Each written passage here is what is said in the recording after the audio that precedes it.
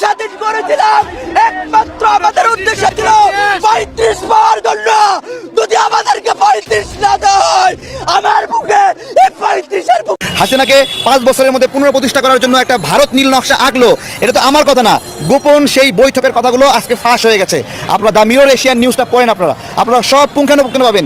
ওইখানে ভারতের ডিফেন্সের লোক ছিল। সমালোচনা করা আর ক্ষমতায় বসে মানুষের দাবি দাওয়া পূরণ করা দুইটা টোটালি দুই জিনিস। মাত্র 2 মাসের মাথায় এই জিনিসটা সম্ভবত বুঝতে পেরেছেন ডক্টর মোহাম্মদ ইউনূস। গ্রহণ করেছেন প্রায় 2 মাস হতে চলল। এর মধ্যে সবকিছু লডর ভডর হয়ে গিয়েছে।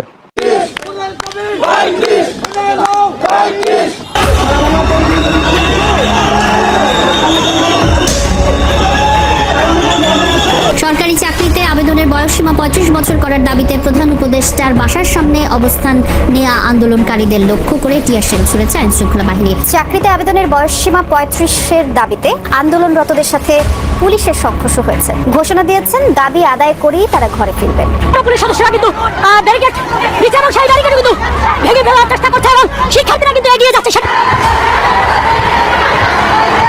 35 প্রত্যাশী অর্থাৎ চাকরির বয়স 35 প্রত্যাশীরা কিন্তু এই মুহূর্তে শাহবাগ সমাবেশ শেষ করে কিন্তু তারা যমুনার দিকে কিন্তু রওনা দিয়েছে। অর্থাৎ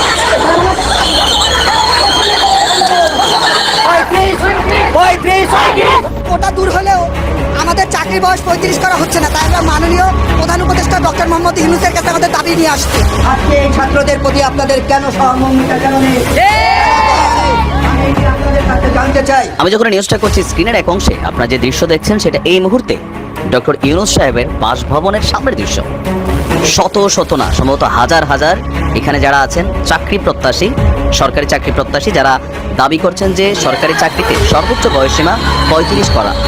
আর বিপরীতে আমরা দেখছি এখানে পুলিশ আনসার তারা এই মুহূর্তে আছে।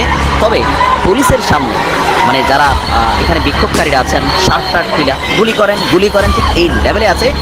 বৈষম্যের বিরুদ্ধে আন্দোলন করেছে, আমাদের ছাত্র ভাইয়েরা জীবন দিয়েছে, আমাদের জন্য জীবন দিয়েছে। আমাদের কথা কেন রাখবে না? আমাদের প্রিয় সার্জিস ভাই, তোমাকে আমি অনুরোধ করে তোমরা আমাদের পক্ষে আসো, তোমরা কেন আমাদের বিপক্ষে গেছো? 17টা গুনে গুনে ভাইবা দিছে, এই পর্যন্ত আমার জব হলো না। 17টা চাকরি ভাইবার ভিতরে আমি একটা ভ্যালিড না। কেয়ার বলে কোটা, কেয়ার বলে সুপারিশ, কেয়ার বলে সুপারিশ। রক্তের বিনিময় হলো 35-এর সমাধান চাই। তাহলে এই সরকারের সময় আমাদের জীবন দিয়ে দাবি আদায় করতে হয়। তাহলে সেই সরকার আর এই সরকারের পার্থক্য কোথায়? তাহলে আমরা কি বলতে বাধ্য হচ্ছি যে চেয়ার বদলালে কখনো নীতি বদলায় না?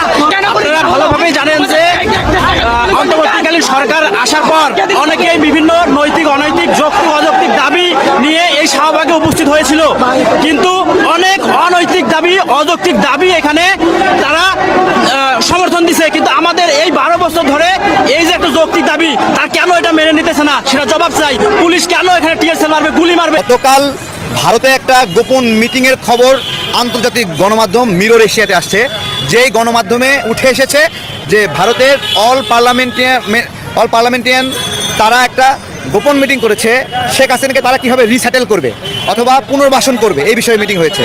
তারা সেখানে 1971 সালে ভারত যে এই আওয়ামী লীগকে জায়গা দিয়েছিল এবং এর পরবর্তী বিভিন্ন সময়ে আওয়ামী লীগ নেতাদেরকে ভারত জায়গা দিয়েছিল, এই বিষয়ে পুনরায় আলোচনা করেছে যে এইবারও তারা ভারত আওয়ামী লীগকে জায়গা দিবে কিনা। এটা বাংলাদেশের জন্য একটা অশনি সংকেত যে ভারত একটা পরিকল্পনা নিতে যাচ্ছে, যেই পরিকল্পনা হলো হাসিনাকে তারা পুনর্বাসন করতে চায়। এখন এটা একটা গুরুত্বপূর্ণ বিষয়। এখানে দুটো বিষয় আসছে, তারা একটা হলো 2 থেকে 3 বছর সময় একটা টাইম ফ্রেম উল্লেখ করেছে, আর একটা হলো 5 বছরের টাইম ফ্রেম উল্লেখ করেছে। এই দুটো টাইম ফ্রেম, একটা টাইম ফ্রেমকে তারা বলেছে যে 2-3 বছরের মধ্যে ক্ষমতা যদি পরিবর্তন হয় তাহলে বিএনপি ক্ষমতায় আসবে, এটা কোনোভাবেই হতে দেওয়া যাবে না।